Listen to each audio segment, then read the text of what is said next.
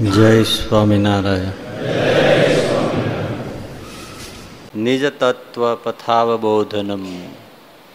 નિજ એટલે પોતાનું તત્વપથ એટલે તત્વજ્ઞાની માર્ગ, તત્વમય માર્ગ અથવા પોતાનું તાત્વિક સ્વરૂપ, એનું અવબોધન એટલે જ્ઞાન થવું. જનતાયાહ સ્વતયેવ દુર્ગમમ એટલે શું થાય?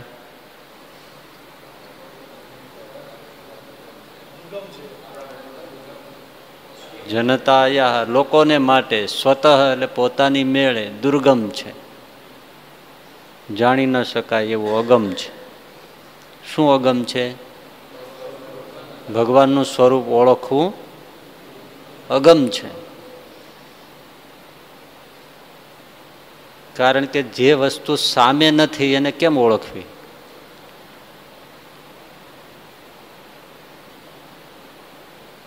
સામે હોય તો ઓળખાણ થાય. કોઈને સગાઈ કરવી હોય તો એમ કે ભાઈ જોયા વગર કેમ થાય? થાય જોયા વગર? સામે તો જોઈએ ને, સેમ્પલ.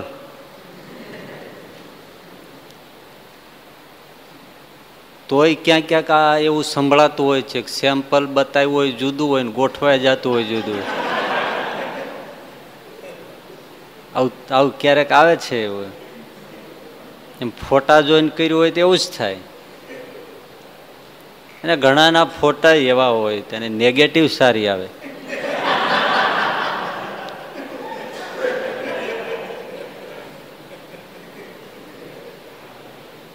એટલે ઘણા સલાહે આપતા હોય કે જ્યાં સુધી ફોટાથી પતે ત્યાં સુધી રૂબરૂ ન જાવ. એમાં ઘણી વાર એવું બને કે ઘણા હેન્ડસમ હોય પણ બોલે ને ત્યાં અક્કલની ખબર પડી જાય. અક્કલમાં જીરો હોય, સાવ મીઠું રહી ગયું એવું લાગે. આપણે દૂધપાક જેવા હોય, દૂધપાકમાં મીઠું ન હોય. એટલે આપણે કોઈના ઓછું દેખાય એટલે એને એમ કે ઓહો તમે દૂધપાક જેવા છો. એટલે એને એમ લાગે કે મને સારો કીધો, પણ અર્થો શું થાય કે મીઠું નથી. સામે જોઈએ 2 મીટરનું કાપડ લેવા જઈએ ને તોય કે ભાઈ બતાવો પછી વાત.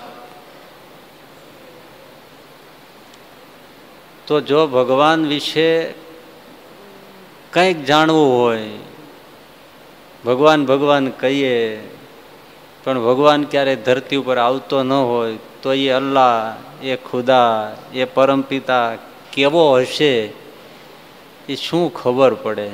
એ બધા હવામાં બાચકા મારવા જેવું છે. સામે આવે ત્યારે જ એની ઓળખાણ થાય, એના લીલાનો વિસ્તાર થાય, ત્યારે એના ઐશ્વર્યો, પ્રતાપ, એનું તત્વમય સ્વરૂપ. કારણ કે આપણે તો માયાના પદાર્થોને જ ઓળખીએ છીએ. માયાના પદાર્થો એટલે શું? આ પૃથ્વીના પિંડામાંથી જે કાંઈ બન્યા હોય એ.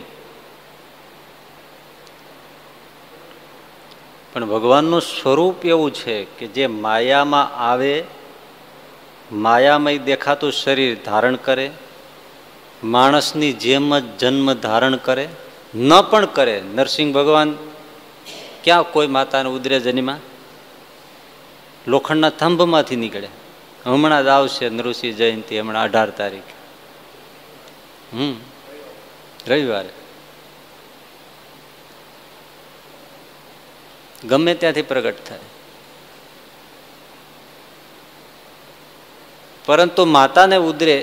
પણ એક કવિ કાગે બહુ સરસ કીધું છે, એ મને સાખી દોહરો અત્યારે યાદ નથી, પણ એને ખોળી કાઢ્યું અદ્ભુત. એમ કે જેટલા જેટલા અવતારો થયા એમાં જે માતાને ઉદરે ન જન્મ્યા એ બધા પશુ અવતાર છે. કચ્છા અવતાર, મચ્છા અવતાર, નરસિંહ અવતાર, બધા જ પશુ. એટલે જનની ન કરી તે તે કોઈને માં ન બનાવી, માવતર ન બનાવ્યા, માતા પિતાનો સ્વીકાર ન કર્યો, માતા પિતાની સેવા ન કરી, તો તું ભગવાન હોવા છતાંય પશુ કહેવાનો, તો જે માણસ મા બાપની સેવા ન કરે એને શું કહેવું?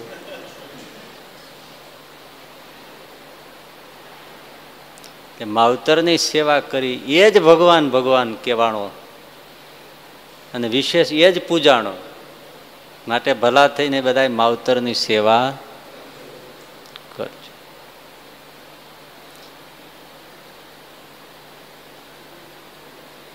માનવની રીતે જન્મ ધારણ કરે, દેખાય સાવ માણસ જેવા,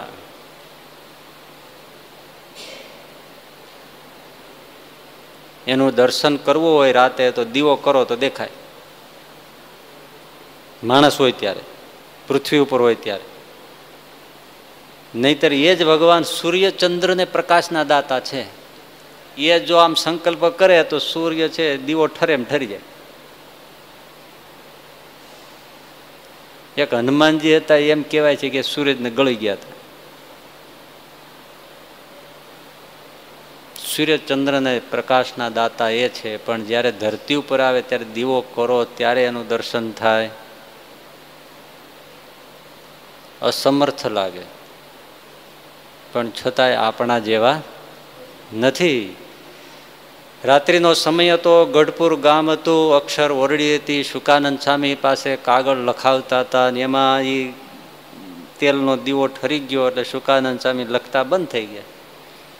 શ્રીજી મહારાજ કે લખો લખો સ્વામી, કેમ બંધ થઈ ગયા? તો કે મહારાજ દીવો ઠરી ગયો, શું લખું?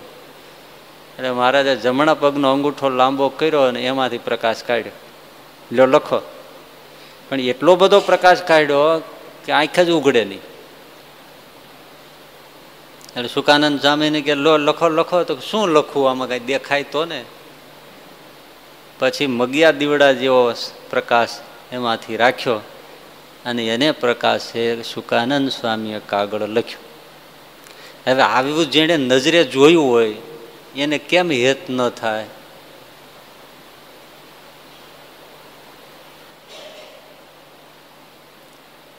કોઈ કેવો ભાવ, કોઈ પ્રેમ, કોઈ ઐશ્વર્ય. તમે રસ્તે જતા હો ને કોઈ તમને સાવ આમ બસમાં બેઠા હો ને તમારી પરિસ્થિતિ જોઈને તમને એમ કે કઈ વાંધો નહીં, તકલીફમાં છો ને વાપરો 50 લાખ.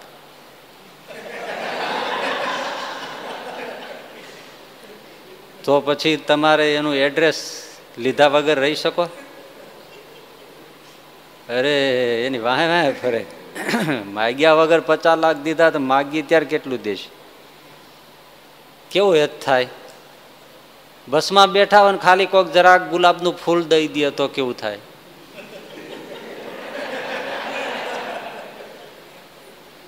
ઉછીના લઈને 5000 ખર્ચી નાખે, પછી ભલે હપ્તા ભરે, માગેલા સ્પ્લેન્ડર ઉપર ફેરવે, બધું કરે.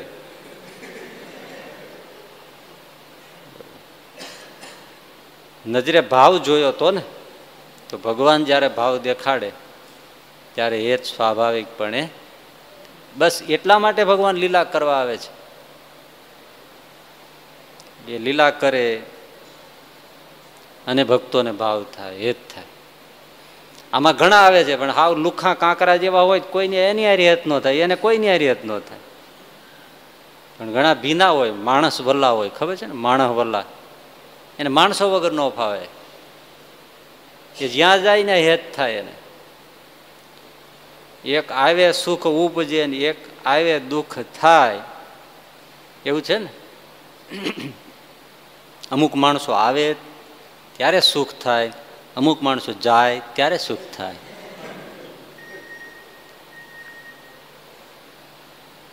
તો ભગવાનના તો એવા દિવ્ય સુખમય સ્વભાવ હોય છે, સુખમય પ્રવૃત્તિ હોય, સુખમય ક્રિયા હોય. તે ભગવાન સ્વાભાવિક હેત કરી દે. આપણે તો શું હેત કરવાના છે? ભગવાન આપણને હેત કરે છે એટલે ત્યાંથી ધક્કો ખાય છે. આપણને એમ છે કે આપણને ભગવાનમાં હેત છે, સત્સંગમાં હેત છે, સંતોમાં હેત છે, એટલે આપણે આ 2020 મેચ મૂકીને શુક્રવારે આવીએ છીએ. આપણે એમ માનીએ છીએ. પણ આપણને ખબર નથી કે આપણા ઉપર શ્રીજી મહારાજને હેત છે, એટલે આપણને અહીંયા પહોંચવા દે છે, અહીંયા અવાય છે. આપણને પસંદ કર્યા છે કે આ અહીંયા આવવો જોઈએ, થોડી વાર બેસવો જોઈએ, એના જીવનું સારું થવું જોઈએ. એ હેત કરે છે તો ગમે છે. ઉપનિષદમાં સ્પષ્ટ લખ્યું છે કે મને મારે માર્ગે એ જ ચાલે છે જેને હું પસંદ કરું છું. તમને કોઈ કેમ કે તમે મારે તમને જોવા આવવા છે હગાઈ માટે, હું તમારી ભાષા એટલે કહું છું, તમને જલ્દી સમજાય જાય. ઉપનિષદોમાં શાસ્ત્રોમાં બધી આ જ વાત કરી છે, કારણ કે આ સિવાય બીજો કોઈ ઉત્તમ નમૂનો નથી દ્રષ્ટાંતનો. તુલસીદાસજી એ જ લખ્યું છે કે મહારાજ મને તમારામાં એવું હેત થાય. કેવું? તો કામી નારી પિયારી જીમી લોભે પ્રિય જીમી દામ તે મે રઘુનાથ નિરંતર પ્રિય મોહિલા ગહુરામ. કામી નારી પિયારી જીમી. પતિ નહીં હો, એને પછી બહુ હેત ન હોય, લગ્ન ત્યાં પછી ઘટી જાય. પણ જે આપણે દેશી ભાષામાં કહીએ ને વાહે પડી ગયો હોય. કામી નારી પિયારી જીમી લોભી પ્રિય જીમી દામ. લોભિયાને જેમ પૈસો વાલો હોય, કાંઈ ન હોય તો રાતે ઉઠીને ગણ્યા કરે, પાછો મૂકી દે, ગણ્યા કરે મૂકી દે, વધી જાય એમાં. પણ એ ગણે રાતે મૂકે ત્યાર પછી એને ઊંઘ આવે. અને લોભિયો ખિસ્સામાં પૈસા હોય તો પછી આમ જોઈ જ રાખે, એની મેળે મેળે ક્યાંય વિયો નથી ગયો. એટલો સાચો. એક જણાને ખબર પડી ગઈ લૂંટારાને કે આને ખિસ્સામાં 1000-2000 રૂપિયા છે. પકડી લીધો, પાડ્યો ને એના છાતી ઉપર રિવોલ્વર રાખી, રૂપિયો દઈ દે. કેમ રૂપિયા ભેળા થાય તને ખબર પડે ગગા? તારે સીધા સીધા માગી લેવાના. તો કે નહીં દે તો મારી નાખી. મારી નાખો તો મારી નાખ, પણ રૂપિયો ન દો. લ્યો બોલો, એનો રૂપિયો કેટલો પ્રિય છે. મારી નાખ, પણ મારે આથી અમે એક સિટીનું નામ નહીં દઉં, ત્યાં અમે ગયા હતા. ત્યાં ખરેખર બાપા મૂર્તિમાં લોભનું ઝાડવું જોયેલા. હવે એને એક જગ્યાએ બહુ જવું પડે એવું હતું ને પછી હવે એમ પહોંચાય એમ નહોતું. પછી પરાયણે એના છોકરાઓ હારે હતા, એટલે હવે બાપા આપણે રિક્ષા કરી લઈ. રિક્ષા કરીએ ખરી. પછી ઉતર્યા એટલે છોકરા કે બાપા લાવો પૈસા રિક્ષાવાળાને. કેટલા આપવાના? તો કે 20 રૂપિયા. ઓહો હો. આમ ઉભા રહ્યા રીતસરો. એ ઓલા રિક્ષાવાળાને કે તું આમાં તારે હાથે કાઢી લે, મારાથી તો નહીં નીકળે. મેં હજી સુધી આમ દીધા નથી ને મારે કેમ તને દેવા. લોભી પ્રિય જીમી દામ. કામીને જેમ સ્ત્રી પ્રિય છે, લોભીને જેમ પૈસો પ્રિય છે, તુલસીદાસજી કે એમ મને તમે હે ભગવાન સતત પ્રિય લાગો એટલું જ હું માગું છું. આ શ્રી વાસુદેવમાં પણ એ જ કીધું છે ને, કામાર્થ તસ્કર નટ વ્યસની દ્વિષંત સ્વસ્વાર્થ સિદ્ધિ ચેતસી નિત્યમેવ નારાયણમ પરમ એવ મુદા સ્મરંતમ ત્વામ ભક્તિ ધર્મ તનયમ શરણમ પ્રપદ્યે. એમાં એ જ કીધું છે કામાર્થ. એટલે ઉપનિષદમાં સ્પષ્ટ કીધું છે યમ વૃણુતે, ભગવાન જેને પસંદ કરે છે એ જ ભગવાનને પામે છે. ભગવાન દયા કરીને આવે છે, લીલાનો વિસ્તાર કરે છે, ત્યારે એનું સ્વરૂપ ઓળખાય છે. આપણા જેવા હોવા છતાં આપણા જેવા નથી. મજાની વાત એ છે ભાઈ, 67માં વચનામૃતમાં મહારાજે કીધું છે કે પુરુષોત્તમ નારાયણ છે એનો મહિમા દેવતાઓ તો નથી જાણી શકતા, પણ પોતે નથી જાણી શકતા. પણ એમાં એક મજાની વાત એ કરી કે જે ભક્ત જેટલો પુરુષોત્તમ નારાયણને જાણે, ઐશ્વર્યને જાણે અને પ્રતાપને જાણે, દેહ મૂક્યા પછી એટલા જ ઐશ્વર્ય એટલા જ પ્રતાપને પામે છે. એટલે જેવો જાણે એવો પોતે. એટલે જાણવામાં જો કચાશ રહી ગઈ તો પામવામાં પણ કચાશ રહી ગઈ. એટલા માટે આ નિષદિન સંત સમાગમ કે જય હો નિષદિન સંત સમાગમ કીજે, સંત સમાગમ કીજે હો નિશ દિન, સંત સંત સંત સમાગમ કીજે. મહિમા જણાય, જેટલો જાણે એટલો ઓછો. પણ ક્યારે જાણી શકાય? ક્યારે જાણી શકાય? કે ગોપાળાનંદ સ્વામી ને સ્વરૂપાનંદ સ્વામી જેવા વાતો કરનારા હોય અને એક કલ્પની આયુષ્ય હોય. એક કલ્પ એટલે એક સતયુગ, એક ત્રેતાયુગ, એક દ્વાપર, એક કલયુગ, એના લગભગ 43 લાખ વર્ષ જેવું થાય. એને ગુણ્યા 1000, 4 યુગની એક ચોકડી, એવી 1000 ચોકડી પૂરી થાય ત્યારે એક કલ્પ થાય. એટલા વર્ષ સુધી જ્યારે સ્વરૂપાનંદ સ્વામી ને ગોપાળાનંદ સ્વામીનો સંગ કરે ત્યારે ભગવાનનું સ્વરૂપ સમજાય છે. બોલો ગિરિધર લાલ કી.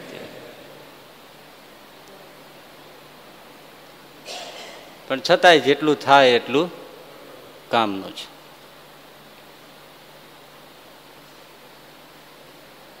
બહુ મહિમા છે ભગવાન પુરુષોત્તમનો. તો અથાહ દ્રિય છે એટલે 4 સંકાદિકો છે, એમાંથી સતત કથા વાર્તા જ કરે છે લોકો. એક વાતો કરે ને 3 સાંભળે, પછી પાછો એક વાતો કરે, પાછા 3 સાંભળે. અખંડ આમ જ હાલે છે. સતયુગ ખોલો તોય નારદજી દેખાય છે, ત્રેતામાં નારદ દેખાય છે, દ્વાપરમાં નારદ દેખાય છે, કલયુગમાં નારદ દેખાય છે. હજી અખંડ શું કરે છે? તો કે કથા વાર્તા સાંભળે છે ને ફરે છે ને ભજન કરે છે. તોય નારદજીને પૂછીએ કે કેમ તમને આમ કઈ જાણવામાં આવ્યું? તો હજી તો શરૂઆત છે. કારણ કે વચનામૃતમાં મહારાજે કીધું છે કે આ વાતો જે થાય છે એને નારદ સનકાદિક સાંભળે તો એમ કહે છે સાંભળીને આવી વાત તો કોઈ દી સાંભળી નથી. આ તો ન ભૂતો ન ભવિષ્યથી એવી વાતો થાય છે ને વચનામૃત.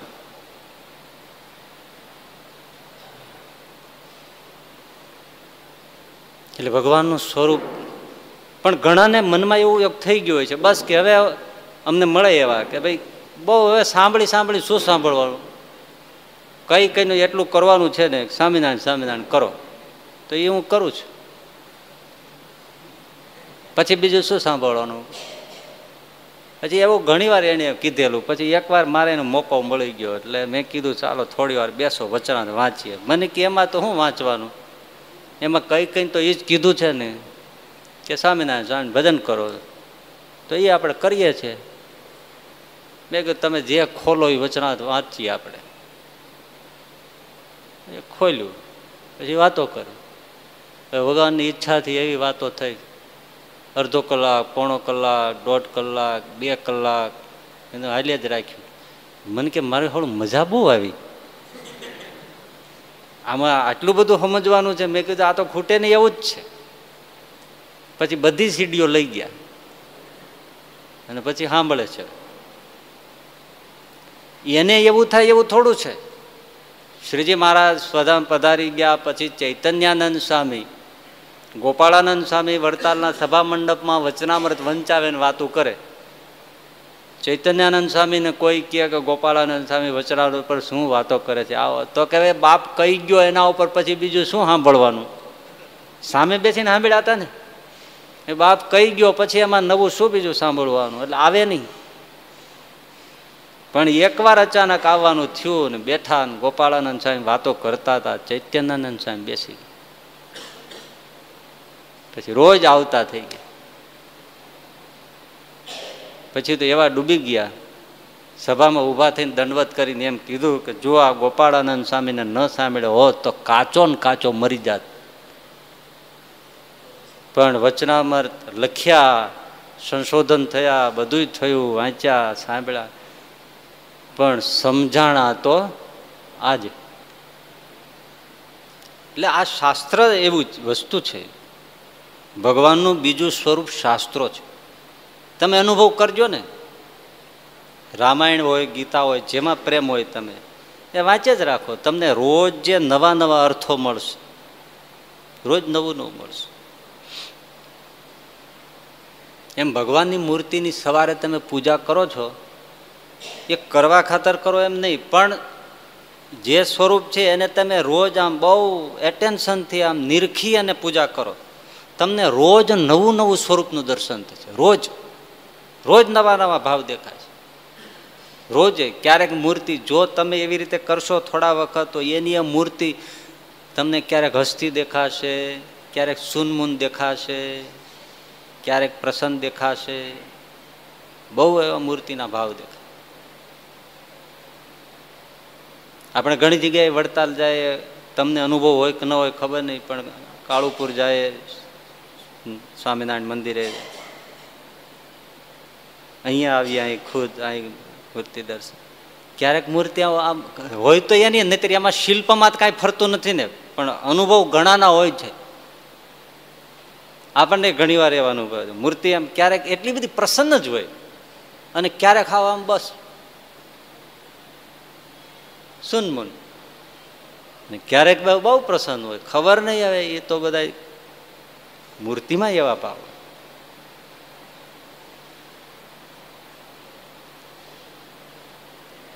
ભગવાન અવતાર ધારે ત્યારે આપણા જેવા હોવા છતાં આપણા જેવા નથી. અનેક લીલાનો વિસ્તાર કરે ત્યારે ભગવાનનું સ્વરૂપ સમજ્યામાં આવે, અને જેટલું ભગવાનનું સ્વરૂપ સમજ્યામાં આવે તેટલો જ એના હૃદયમાં પ્રકાશ થાય છે, અને એટલો જ એ પોતે સુખને પામે છે. આપણે ગયા વખતે એ જોયું કે ભગવાન સ્વામિનારાયણની મૂર્તિ છે એ અચરજકારી છે. એ મૂર્તિના ખાલી દર્શન માત્રે કરીને માયાના ભાવ દર્શન કરનારાનો ટળી ગયા. એ જોયું ને આપણે. ભગવાનમાં તો માયાના ભાવ ન હોય, દેખાય છતાં ન હોય, પણ એનું દર્શન કરનારને માયાના ભાવ ટળી જાય. બીજું કે એ ભગવાન સ્વામિનારાયણની મૂર્તિના દર્શન માત્રથી કેટલાય ભક્તોને નિરાવરણ દ્રષ્ટિ હતી. તમે મહાભારતમાં સાંભળ્યું છે ને કે જ્યારે મહાભારતનું યુદ્ધ શરૂ થયું ત્યારે વ્યાસજીએ,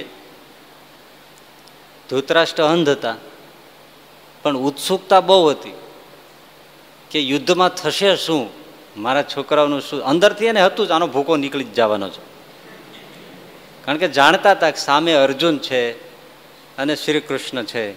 બધા જાણતા હતા એ બે હોય ત્યાં પછી કાંઈ કોઈનું ચાલે નહીં, પણ તોય ઉત્સુકતા હતી. એટલે શું થશે શું થશે એમ આમ વ્યાસજી પધાર્યા એટલે ધૃતરાષ્ટ્રએ કીધું કે શું થશે, તો કે શું થશે એ તમારે જોવું છે તો હું તમને આંખો આપું, દેખતો કરી દઉં. ધૃતરાષ્ટ્રે થોડું ડાપણનું કામ કર્યું કે મહારાજ આખી જિંદગી કાંઈ જોયું નહીં, અને છેલ્લે છેલ્લે આંખોથી મને મારા જ દીકરાઓને મરતા જોવા એ મારે કરવું નથી, એ ધંધો મારે કરવો નથી. વાતે સાચી, જોવા જેવું ન દેખાણું, ન જોવા જેવું જોવાય. સુરદાસજીની કથા છે ને કે સુરદાસજી અંધ. સુરદાસજી 3 થયા છે. એક સુરદાસજી જે પદો આપણે ગાય છે ને જન્મથી અંધ જ છે. બીજા એક સુરદાસ બિલ્વ મંગળ થયા ને એણે પોતાની આંખોને ફોડી નાખેલી. એક પરસ્ત્રીમાં નજર ગઈ એટલે પછી એને એમ થઈ ગયું કરે રે આ આંખ હશે ત્યાં સુધી મને ભગવાનમાં મન લાગશે નહીં, એટલે એને આંખો બંધ કરી દીધી. પણ આપણે જેના પદ ગાય છે એ સુરદાસજી જન્મથી અંધ હતા. પછી એકવાર ચાલ્યા જતા હતા ને એમાં કૂવામાં પડી ગયા. પછી રાધા અને કૃષ્ણ, ભગવાન શ્રી કૃષ્ણ રાધિકાજી એને કાઢવા માટે આવ્યા. બહાર કાઢ્યા, સુરદાસજી આમ અડે ખબર તો પડી જાય ને કોણ છે. તે ધીમેકથી રાધિકાજીનું ઝાંઝર કાઢી લીધું. આંધળા હોશિયાર બહુ હોય, બોલો રાધિકાજીને ખબર ન પડી ક્યારે ઝાંઝર હટકાવી લીધું. પણ પછી હાલવા ગયા ત્યારે ખબર પડી કે આ ઝાંઝર નથી, એટલે ભાઈ મહારાજ પ્રભુ અમારું ઝાંઝર લઈ લીધું, આણે જ લીધું છે. સુરદાસજીને કીધું કે તે ઝાંઝર કાઢી લીધું છે, તો કાઢી લીધું, તો કાને આપી દો રાધિકાજીને. હું આપી દઉં પછી તમે કોણ હું કોણ મને શું ખબર પડે, જોઈને આપું, જોઈને આપું, વળી બીજું કોઈ લઈ જાય તો. એટલે રાધિકાજી આંખ આમ હાથ અડાડ્યો તો સુરદાસજી દેખતા થઈ, શું એ સ્વરૂપ, કહા કહું છબી આપ કી બહુત બની મહારાજ. આંખો ભરીને દર્શન કર્યા અને પછી ઝાંઝર હાથે પગમાં પહેરાવી દે. રાધિકાજી બધા ખુશ બહુ થયા. એટલે સુરદાસજીને કીધું માગો માગો તમારે શું જોઈએ છે? તો હું માગું એ આપશો? તો કે હા. સુરદાસજી કે બસ મહારાજ જો તમે રાજી થયા હોય તો મને પાછો હતો એવો ને એવો આંધળો કરી દો. બોલો આવું કોઈ માગે? રાધા કૃષ્ણ કે અરે ભાઈ ભલા આંખો મળી આ તો પછી શું કરવાનું, અંધ થવાનું માગે છે? તો કે મહારાજ આપનું રૂપ જોયા પછી હવે બીજું જોવું નથી માટે મને આંધ કરી દો. આ એ જ છે કે બસ આ જોઈ લીધું, હવે બીજું કાંઈ જોવા જેવું નથી. ભગવાનના સ્વરૂપ એવા છે. એટલે ધૃતરાષ્ટ્ર કે મહારાજ મારે જોવું તો નથી, પણ એટલું કરો કે મને માહિતી મળે. એટલે પછી એમનો સારથી સંજય હતો, એને ભગવાને દિવ્યદર્શી વ્યાસજીએ આપી. મહાભારતની રનિંગ કોમેન્ટ્રી એમણે કરી. આ રનિંગ કોમેન્ટ્રીની શરૂઆત સંજયે કરી છે. મહાભારત હોય રનિંગ કોમેન્ટ્રી લાઈવ કાશ ડીટો ટુ ડીટો બોલે. આખી ગીતા ભગવાન શ્રી કૃષ્ણે અર્જુનને સંભળાવી. પહેલો શ્રોતા અર્જુન, બીજો શ્રોતા સંજય, ત્રીજો શ્રોતા ધૃતરાષ્ટ્ર. છતાં જ્ઞાન અર્જુનને એકને થયું, બેને ન થયું. નહીં તો ડાયરેક્ટ સાંભળી છે. લ્યો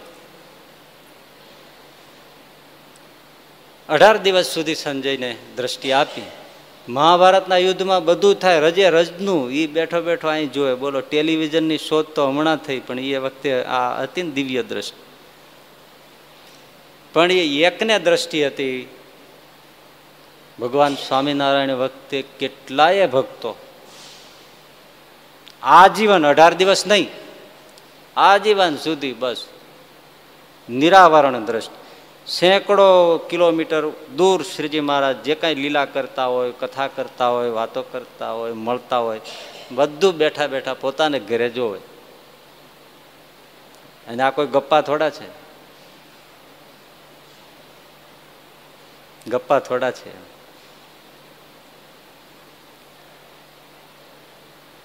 એ પર્વતભાઈ હોય, દાદા ખાચર હોય, પેલા ગોવર્ધનભાઈ હોય, જીવુબા હોય, લાડુબા હોય, મીણબાઈ હોય, કરિયાણાના ધમડકાના કરણીબા હોય, ધોલેરાના ફૂલીબા હોય, હે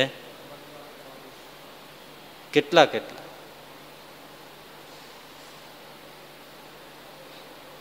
પણ એમ થાય કે ત્યાં દૂર દૂર બેઠા બેઠા જોઈ શકતા હશે, એવું થાય.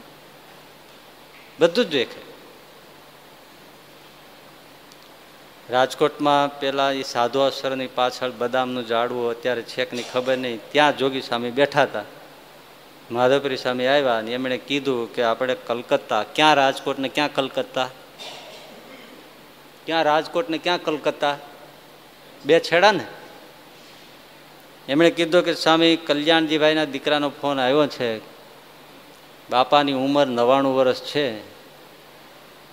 2 વર્ષ બાપા બેસે તો 100 વર્ષ પૂરા થઈ જાય તો 7 વર્ષનો ઉત્સવ ઉજવાય ને બાપા થોડા અસ્વસ્થ છે, તો મહારાજને પ્રાર્થના કરો કે સાજા થાય ને 2 વર્ષ રહીએ. સ્વામીએ ત્યાં બેઠા બેઠા જોયું. લ્યો બોલો, હવે આપણે તો હજી તો આ વાત 200 વર્ષ પહેલાની કરવી છે ને, આ તો હમણાંની હજી બેઠા છે આપણી સામે. 1 સેકન્ડ જ આમ જોઈને હજી ખુલ્લી આંખે જોઈને કે એ નહીં થાય. કેમ? તો કે કલ્યાણજી બાપા તૈયાર થઈને બેઠા છે, હવે એને અહીંયા રહેવાની જરાય ઈચ્છા નથી. એ કાલ નહીં પરમ દિવસે દેહ મૂકી દેશે, મહારાજ એને ધામમાં તેડવા આવશે, એટલે હવે એની પ્રાર્થના થઈ શકશે નહીં. અને બીજે જ દિવસે ફોન આવ્યો કે બાપા અક્ષરવાસી થયા છે. બોલો સહજાનંદ સ્વામી મહારાજ. થાય છે ને, દૂર દૂર દૂર દૂર દેખાય છે. માયાના આવરણો નથી. સાધુઓને તો હોય સાધના કરી છે, પણ સ્વરૂપાનંદ સ્વામી વ્યાપકાનંદ સ્વામી ભુજ બાજુ જતા હતા, ધ્રુફઈના ગામડામાં નીકળ્યા, ખેતરમાં એક છોકરો 10 વર્ષનો, એમણે ત્યાં સાધુને જોયા, વાડીએ સંતો આવ્યા, પાણી પીધું, થોડી વાર બેઠા તો છોકરાને એમ થયું કે આ સાધુ આવ્યા છે તો એને જરાક ઘઉં થયા છે તેનો પોક ખવડાવું, તો જરાક ઘઉંની ડુંડીઓ શેકીને પોંક બનાવીને સાધુઓને મુઠ્ઠી મુઠ્ઠી પોંક આપી.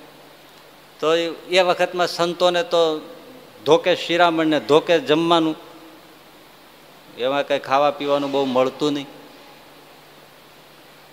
નવો સંપ્રદાય જાણીને લોકો મારપીટ કરતા.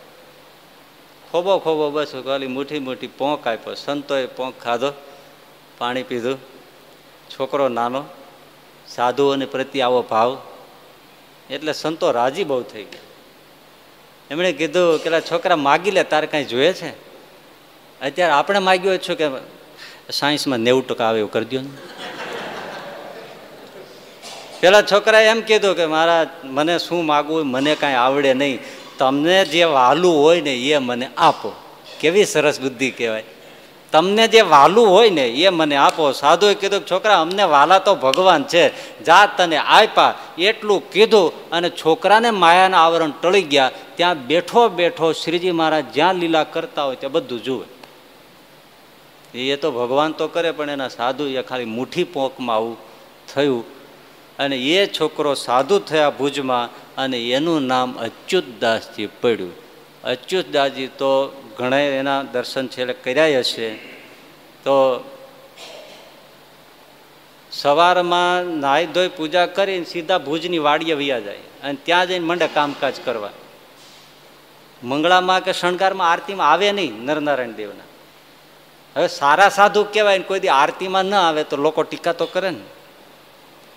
એટલે બ્રહ્મચારી એકવાર ત્યાં વાડીએ ગયા તો એટલે સ્વામી તો બધા બેલા લઈ અને મંદિરની પેલા વાડીમાં કોઈક દિવાલ ચણાતા છે કડિયા, તો પોતે જાતે બેલા મૂકે અને કામકાજ કરે. 8-8:30 વાગ્યાનો સમય. એટલે બ્રહ્મચારીને એમ થયું કે હું સ્વામીને થોડુંક કહું કે રોજ આરતીમાં તો આવતા જાય, સેવા તો હોય પણ હાવ સેવામય થઈ જાઉં, પ્રવૃત્તિમય. એટલે એમણે આમ સ્વામી તો ગોઠવતા હતા. એટલે પેલા બ્રહ્મચારીએ કીધું કે સ્વામી તમે જરા સાવ વહેલા અહીંયા વી આવો છો તો જરા આરતીના દર્શન કરીને પછી આવતા હો તો. સ્વામી કે હા આ કર્યું હોય તો થાય. ત્યાં સ્વામીએ જાણી જોઈને બેલું ઊંધું મૂક્યું. એટલે બ્રહ્મચારી કે પણ સ્વામી આ બેલું છે ને ઊંધું છે, જરા હવળું મૂકો. એટલે અચ્યુતદાસજી કે એ બેલું તો હમણાં હું હવળું કરી લઈશ, પણ તમે નરનારાયણ દેવને ઊંધો ખેસ ધરાવીને આવ્યા છો, એ હવળો કરી આવો એટલે વાંધો નહીં આવે. ત્યારે આને થયું કે મેં ઊંધો ધરાવ્યો છે. હવે આ અહીંયા બેઠા બેઠા ત્યાં જોવે છે કે આ ખેસ ઊંધો ધરાવીને આવ્યા છે. ગયા દર્શન કર્યા તો ખેસ ઊંધો હતો. પછી એને થઈ ગયું કે આ સંત તો ત્યાં બેઠા બેઠા બધા દર્શન કરે છે. અમદાવાદ આવેલા આ સભા મંડપ છે ને ઉપલા મેળે બસ એ બેઠા રહેતા. 13 દિવસ સુધી રોકાણા, પણ કોઈ દિવસ નીચે આવે નહીં. આચાર્ય મહારાજ વાતો કરતા હોય, અયોધ્યા પ્રસાદજી મહારાજની તે વખતની વાતો, પણ કોઈ દી નીચે આવે નહીં. એટલે કોઈએ ફરિયાદ કરી આચાર્ય મહારાજને. ત્યારે તો મુખ્ય મથક કે ને ફરિયાદ કરવાનું કે મહારાજ ઓલા સંત કોઈ દી અહીંયા આવતા નથી, નહીં સભામાં, અને બધાએ હાજરી તો આપવી જોઈએ ને. એટલે પછી એમને બોલાવ્યા અને કીધું કે ભાઈ અમારને તો તમારો મહિમા છે, પણ તમે સભામાં આવતા નથી, કથા વાર્તા સાંભળો. તો કે મહારાજ આ 13 દિવસ થયા, તમે કહેતા હો તો બધી કથા કહી દઉં.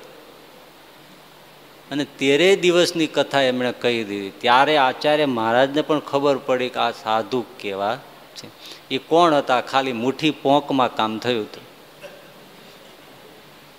નિરાવરણ છે. આ કહીને મારે શું કહેવાનું છે કે ભગવાનનું સ્વરૂપ શું કરે છે એ સમજવાનું. તો ભગવાનની મૂર્તિ માનવ જેવી હોય, પણ એને જોતા સમાધિ થઈ જાય. જે સમાધિને કરતા અષ્ટાંગ યોગ સાધે તોય ન થાય. સમાધિ કોને કહેવાય? પ્રાણ લીન થઈ જાય, હાર્ટ બંધ થઈ જાય, નાડી બંધ થઈ જાય, સુષુમ્ણામાં પ્રાણ જતો રહે, છતાંય ડેડ બોડી ન થાય. પાછું શરીરને અડો તો પાછું સહેજ ગરમ હોય, શ્વાસ બિલકુલ બંધ હોય, છતાં સુષુમ્ણામાં પ્રાણ હોય એટલે શરીર ગંધાય નહીં, બગડે નહીં, કાંઈ ન થાય. આને કહેવાય સમાધિની અવસ્થા. હવે એ યોગીઓ કેટલું કરે ત્યારે થાય. યમ, નિયમ, આસન, પ્રાણાયામ, પ્રત્યાહાર, ધારણા, ધ્યાન, સમાધિ ત્યારે થાય. પણ ભગવાન સ્વામિનારાયણે એવી સમાધિની શરૂઆત કરી માંગરોળમાં, જે એમને જોવે તરત સમાધિ. શું હશે એમાં? જોતાની સાથે પ્રાણલીન થઈ જાય, સમાધિ થઈ જાય. માંગરોળની બજારમાં નીકળે ને પછી રસ્તામાં, દુકાનમાં, શેરીમાં જે કોઈ જોવે ભપ દઈને પડે હેઠો તો સમાધિ થઈ જાય. હવે એ તો પછી જ્યારે એને બેઠું થવું હોય ત્યારે કરે, ત્યારે થાય. બસ પછી તો વાણીઓ આમને જોખતો હોય ને આમ જોવે તો ત્રાજવું આમને ચાલ્યું રહે. બસ જોખે રાખે, બહુ જુવાર બાજરો ઘઉં સાકર જે હોય જોખે રાખે. પછી તો ખબર પડે સ્વામિનારાયણ આવે છે, એક જગ્યાએથી બીજી જગ્યાએ ભોજન લેવા માટે જાય છે, એટલે ફટોફટ દુકાનો બંધ, કરફ્યુ લાગી જાય. પણ કોઈ એમાં તોય હોય ને બારણું અડધું ખુલ્લું રાખીને જોવે વૈયા ગયા કે નહીં. એ આમ બારણું ખોલીને જોવે ત્યાં ભગવાને પણ અટક ચાળા વાળા તો હોય ને થોડાક, એટલે વળી પાછું વળીને આમ જોવે એમનું અડધું બારણું નામનું ઠઠોઈ રહીએ. આવી અદભુત સમાધિનું ઐશ્વર્ય વાપર્યું. પણ પછી તો એને ખબર પડી જાય કે નીકળવાના છે, એટલે પછી કોઈ ખોલે જ નહીં, નીકળે જ નહીં. 11 થી 12 ફૂલ કરફ્યુ. તો ભગવાન સ્વામિનારાયણે આણંદજી સંઘેડિયા પાસે સરસ મજાની ચાખડી બનાવી અને ચાખડીમાં ઘૂઘરીઓ ટંકાવી. એ ચાખડી પહેરી નીકળે, એ ચાખડીનો ગમક ગમક અવાજ જે સાંભળે એને સમાધિ. હવે ક્યાં જાય? અને એ હજી ચાખડી જુનાગઢમાં રાધારમણ દેવના મંદિરના જે પ્રસાદીની વસ્તુઓ છે એમાં હજી ચાખડી છે. પણ હવે વગાડો તો સમાધિ થતી નથી, પણ ચાખડી છે.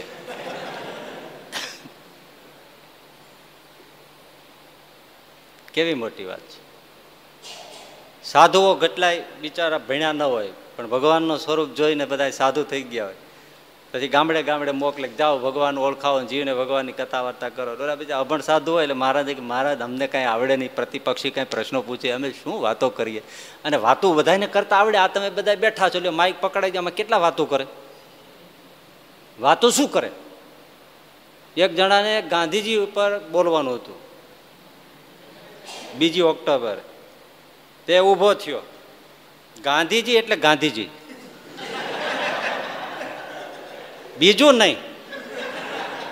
બસ ગાંધીજી એટલે ગાંધીજી. અને આપણે એને કહીએ છીએ રાષ્ટ્રપિતા.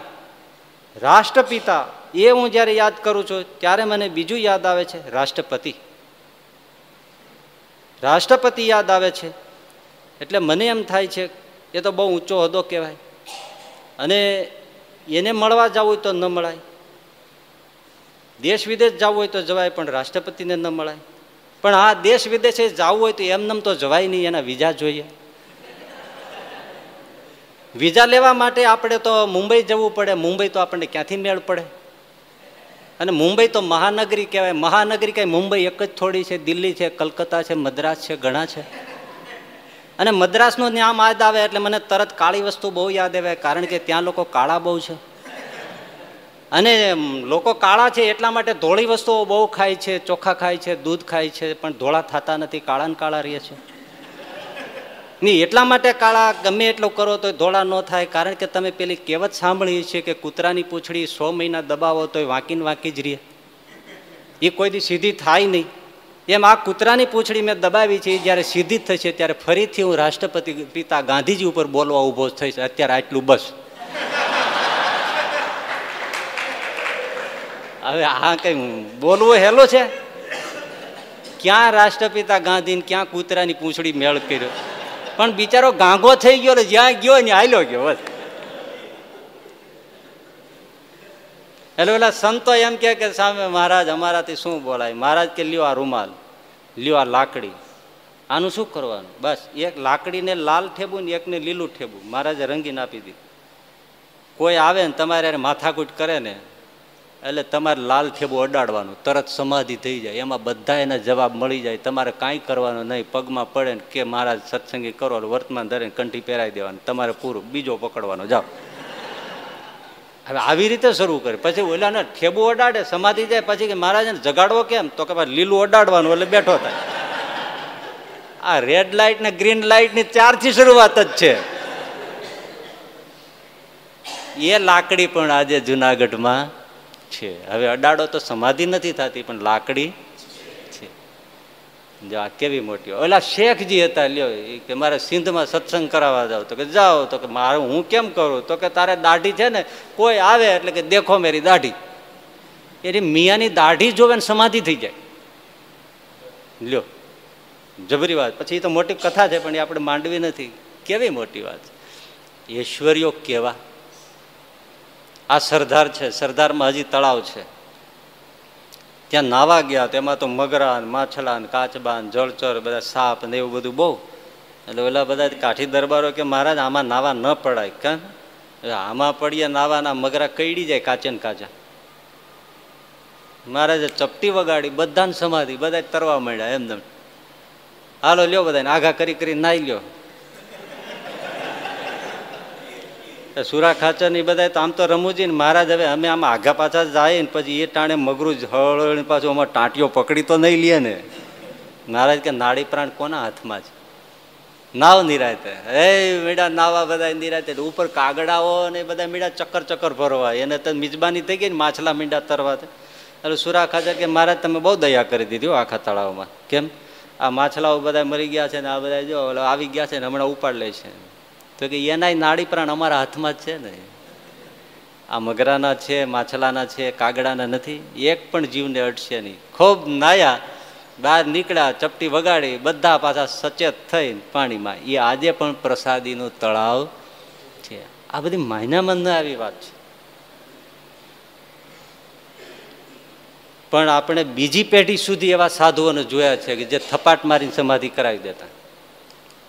બીજી પેઢી સુધી આવા સાધુ હતા. પછી મહારાજે ઐશ્વર્ય સંકેલી પણ માયનામાં આવે નહીં. સ્વામી સચ્ચિદાનંદજી છે ને દંતાલી વાળા, એને કોઈને કોઈ આવા તો હોય ને પ્રશ્નો કરનારા હોય તો પછી પૂછ્યા એ કે ભગવાન સ્વામિનારાયણનું અમે ચરિત્ર આમને સાંભળ્યું, કોઈ જગ્યાએ જાય તો પછી એમાં આવી કથા આવે છે સમાધિ થઈ જતી અને માંગરોળમાં સમાધિ થઈ જાય એટલે કોઈ મહારાજ તો એ બધાને થપ્પા કરે. પછી આપણે ઘાસની ગંજીઓ નહીં ગોઠવે એમ થપ્પા મારી દે એકબીજા ઉપર આમ ઢગલો કરી દે.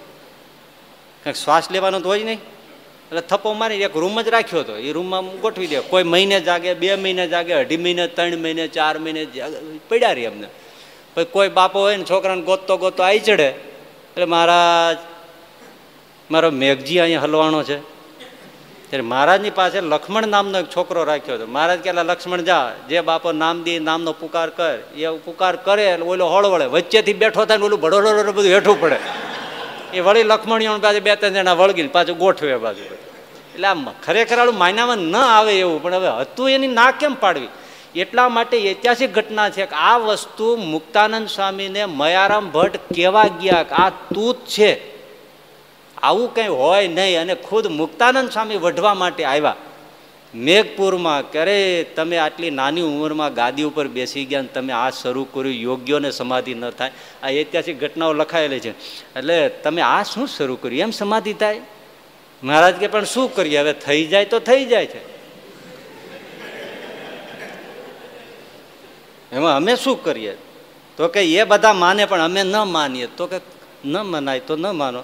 તમને કોનામાં વિશ્વાસ છે? તો કે મને સંતદાસ સ્વામી આપણે જે હમીર સરોવરમાં જ્ઞાન નીકળે ને એ તો મને એનો વિશ્વાસ છે. મહારાજે સંત સ્વામી સામે નજર કરી, સમાધિ થઈ ગઈ. લ્યો, સંત સ્વામી જાગ્યા સંતદાસજી, અને એમણે મુક્તાનંદ સ્વામીને કીધું કે રામાનંદ સ્વામી ઠપકો આપ્યો છે, મુક્તાનંદ સ્વામી હજી કેમ માનતા નથી? એ પણ કથા લાંબી છે. પછી મુક્તાનંદ સ્વામીને ખુદ રામાનંદ સ્વામી આવીને કીધું કે એ જેનું અમે ભજન કરીએ છીએ એ આ સહજાનંદ સ્વામી છે. તોય મુક્તાનંદ સ્વામી કીધું મહારાજ હું શ્રી કૃષ્ણનું ધ્યાન મૂકી સહજાનંદ સ્વામીનું ધ્યાન કરું, મારું કલ્યાણ તો નહીં બગડે ને? તો કે મુકુંદ તારું કલ્યાણ બગડે તો એનું પાપ મારે માથે, પણ સહજાનંદ સ્વામી છે એનું ભજન અમે કરીએ છીએ. પછી મુક્તાનંદ સ્વામીને ઓળખાણું અને પછી એમણે ગાદી ઉપર રામાનંદ સ્વામીની ગાદી ઉપર બેસાડીને જે આરતી ઉતારી એ આરતી હજી સંપ્રદાયમાં ગવાય છે. જય સદગુરુ સ્વામી, એ મુક્તાનંદ સ્વામીની આરતી છે. આ તો બધું ત્યાંથી આમ ચાલ્યું આવે છે. કહેવાનું શું છે કે એ સમાધિમાં પણ રામ ઉપાસી રામને દેખે, કૃષ્ણ ઉપાસી કૃષ્ણને દેખે, હનુમાનના દેખે હનુમાન, જેવો ભાવ તેવા ભાવ. જેને જેને ઈષ્ટ એના દર્શન થાય. અને ભગવાન સ્વામિનારાયણ પાસે રામ ઉપાસી ભક્તો પણ સાધુ હતા, કૃષ્ણ ઉપાસી સાધુ હતા, અને પાછા એવા નહીં કે જે પાપા પગલી માંડતા હોય, જેને સાક્ષાત્કાર હોય. આ ગોપાળાનંદ સ્વામી જોયા રહ્યા, અહીં નથી પધાર્યા, જૂનામાં હતા નહીં, આ નીચે છે. હજી તમે ત્યાં ઈડર જાઓ, ટોડલા જાઓ, એ નવેળું છે. શામળાજી ક્યાં છે ત્યાં જાઓ છો ને દર્શને, એ રોજ શામળાજી, ખુશાલ ભટ્ટ એમનું મૂળ નામ, એમની સાથે રમવા માટે સાંજના સમયે રોજ શામળાજી ત્યાં જતા અને ખુશાલ ભટ્ટની સાથે શામળાજી રમતા. હવે એને છે કાંઈ બાકી? એકવાર પૂજારીએ ઉતાવળે વહેલી આરતી કરીને ત્યાંથી શામળાજી દોડ્યા તો ઝાંઝર પડ્યું રહ્યું, મેશ્વો નદીના ઝાડ ઉપર ખેસ ભરાઈ ગયો, અને અહીંયા આવ્યા અને પછી ઝાંઝર નહીં, ખેસ નહીં, તો પૂજારી ઉપર આરોપ આવ્યો કે આને ઝાંઝર ચોરીને વેચી નાખ્યું છે. પછી ભગવાને દર્શન આપીને કહ્યું કે એ હું તો ખુશાલ ભટ્ટ સાથે રમવા ગયો હતો, એ ટોડલા ગામમાં એના નવેલામાં ઝાંઝર પડ્યું રહ્યું છે અને મેશ્વો નદીના કિનારે ખેસ ભરાઈ રહ્યો છે, એ તમે લઈ આવો, પૂજારી નિર્દોષ છે. પછી એ ઝાંઝર મળ્યું, આજે પણ એ નવેળું છે. એ જે પટારામાં ઝાંઝર મૂક્યું હતું એ પટારો પણ છે, અને શામળાજીના રેકોર્ડની અંદર લખેલી આ ઘટના છે. હવે એવા ગોપાળાનંદ સ્વામી એ સ્વામિનારાયણ પાસે આવીને સ્વામિનારાયણનું ધ્યાન કરે, એ શું કહે છે? આવા બધા એમની પાસે હતા. ગરડામાં ખીમજી સુતાર હતા, તો એમને સુરત ચંદન લેવા માટે મહારાજ મોકલા, તમે ચંદન લઈ આવો, આપણે એની કંઠીઓ બનાવી છે. પછી ભાવનગર બંદરથી સુરત જવાય, એટલે ભાવનગરથી ઉપડીને સુરત ઉપડ્યા. વહાણમાં એક તાંત્રિક મેલી વિદ્યા વાળો બાવાજી ચડી બેઠેલો, એ જાતો હશે ક્યાંક, સુરત બુરત જાતો હશે. સુરત એ બધી જાતના બજાર તો આનાય હોય જ, પણ એને બધાને નજર હોય એટલે એમણે જાણી લીધું કે ખીમજી સુતારની પાસે પૈસો ખૂબ છે, ચંદન લેવા જાય છે ને, એટલે પડખે ને પડખે રહીએ. સુરતમાં ઉતર્યા, ધર્મશાળામાં જ્યાં ખીમજી ભગત ઉતર્યા, બાવો ત્યાં જ ઉતર્યો. પછી એને મેલી વિદ્યાઓનો પ્રયોગ કરીને અડદ છાંટ્યા. ભગતો માથે ઉડીને હોઈ ગયેલા, અને અડદ પીડ્યા ને એટલે જાગી ગયા. તેને આમ જોયું, ખ્યાલ તો ભગતને આવી ગયો હતો કે આના વેશ ઉપરથી ખબર પડી જાય, અને પાછળ પાછળ છે એટલે કંઈ હશે. એટલે આમ જોયું તો અડદના દાણા હતા. એટલે ભગત તો બસ સુતા રહે એમને, બોલે જાત જાતના મંત્રો નાખ્યા. ભગત સવારે ઉઠીને બધા ભેળા કરીને બાફીને ખીચડી કરીને ખાઈ ગયો. એટલે ઓલો મૂંઝાણો, એ કે મારા મંત્રો હજી સુધી ક્યાંય પાછા પડ્યા નથી, અને એને આ રાંધીને ખાઈ ગયો, તો આની પાસે કોઈ જોરદાર મંત્રો છે મને મારી નાખશે. એટલે પગમાં પડી ગયો, તારી પાસે એવા ક્યાં મંત્ર છે? તો મારી પાસે સ્વામિનારાયણ સિવાય બીજો કોઈ મંત્ર જ નથી. તો કે એ કોણ છે? તો કે એ તો ગઢડા છે ને તમારે ત્યાં આવવું પડે. તો કે હવે મારે એમને દર્શન કરવા પડશે. તો કે ચાલો અહીંથી ચંદન બંદન ખરીચીને મારે જવું છે. એ ખરીદીને પાછા ગરડા આવ્યા. ભગવાન સ્વામિનારાયણને લીમડા નીચે નીચે દર્શન કર્યા. એમને દર્શન કરતા વેત જ પગમાં પડી ગયા. ઓહો, આ મૂર્તિ અદ્ભુત છે. થઈ સમાધિને જાણ્યું, જાગ્યા, પગ પકડી લીધા. મહારાજ મને તમારો સાધુ કરો. શ્રીજી મહારાજે એને દીક્ષા આપીને નામ પાડ્યું શૂન્યાતીતાનંદ સ્વામી. આવાય હતા દેવીવાળા મગ્નિરામ, શારદાના ઉપાસક હતા. એની કથા તમે જાણો છો. આ બ્રહ્માનંદ સ્વામી, હવે તો ભુજ મહારાજા, મોરબી મહારાજા, જામનગર રજવાડું, જુનાગઢના નવાબ, એટલા બધા આફરીન કે એને કોઈ છોડે નહીં. અને એ તો બહુ પ્રતિભાશાળી, કે નવાબ કે રાજા મહારાજા હોય એની આગળ ઝાંખા લાગે એવું નવ યૌવન શરીર, એવા રૂપકડા, એવા બધા રાજવંશી પેશ, અને પાછા એવા શોખીન હતા. લાડુદાનજી બહુ શોખીન, એટલે નવાબોને ઝાંખા પાડી દે એવી પ્રતિભા. જુનાગઢના નવાબ તો બહુ ખુશ થઈ ગયા, કોઈ રીતે જવા ના દે. પણ એમણે રજા માગી, મને હવે જવા દો, મારી એક પછી એક રજવા. કવિઓને હોય ને રજવાડાઓ સર કરવાનો. અને ભાવનગર આવ્યા. ભાવનગરના વજયસિંહ ઠાકોર એટલા બધા ખુશ થઈ ગયા કે હવે આ લાડુદાનને જવા ન દેવા, આવું રતન ક્યારેક જ આવે. બ્રહ્માનંદ સ્વામીનું મૂળ નામ શું હતું? લાડુદાનજી બારોટ, રાજસ્થાનના ખાણ ગામના. વજયસિંહ દરબાર બહુ રાજી થયા. પછી એમને શિરપાવ આપ્યો. શિરપાવના શું? નખથી માંડીને શિખા સુધી સોનાના અલંકારથી મઢવા. રાજુલાના નાગદાન સોનીને બોલાવ્યા કે આ કવિરાજને તમે સોનાથી મઢી દો ને એના શરીરના અંગ ઉપાંગના માપ લઈ લો ને એ પ્રમાણે ઘરેણા ઘડી દો. રાજુલાના નાગદાન સોની પ્રામાણિક પણ પાછા સ્વામિનારાયણના એકાંતિક ભક્ત. પણ વજયસિંહને સ્વામિનારાયણ સંપ્રદાય હારે દ્વેષ. પણ નાગદાનને એટલે બોલાવે કારણ કે પ્રામાણિક નક્ષિક વાલનું સોનું આઘું પાછું કરે. હવે બીજો સોની ગોતી આવે ને તો એ સોની તો સગા બાપનું રાખે નહીં. કોઈ આમાં સોની હોય તો માફ કરે. પણ હવે એક સોનું ઘડતો હતો, એમાં એની સગી બેન એની પાસે ઘાટ ઘડાવા આવી સોનું લઈને. હવે એનો બાપો આમ તો નિવૃત્ત થઈ ગયેલો, ઢોલિયો ઢાળીને બેઠેલો. એટલે એને આમ એની નજર તો પડે. એટલે આ સોનીને એમ થયું કે મારી સગી બેન છે, આમાંથી કઢાય નહીં. એટલે એ તો પ્રામાણિકપણે આ બધું જેટલું હતું એટલું ઉલટાનું ઉમેરીને આમ સારું ઘરેણું થાય એવું કરે. પણ ઓલો હગો બાપ અસલ સોની એટલે એ બેઠો બેઠો બગાસા ખાયો. હે રામ તારે મન તો બધાય હરખા. હે રામ તારે મન તો બધાય સરખા. એમ કે તારે આમાં બેન ભાઈ નું જોવાનું ન હોય એમ. એટલે ઓલો છોકરો સમજી ગયો કે બાપા કે છે કે આમાંથી નહીં તું કાઢી લે. એટલે છોકરાએ એવી કળા કરીને કાઢી લીધું. એટલે પછી ઓલો વારે વારે બોલ્યા રાખે હે રામ તારે મન તો બધાય હરખા. એટલે આ છોકરો કે અરે બાપા રામ રામ શું કરો છો? રામે તો લંકા ઉપર ચડાઈ કરી, લંકાને જીતી લીધી અને પાછા અયોધ્યા વૈયાઈ ગયા તો એમ હારું લ્યો.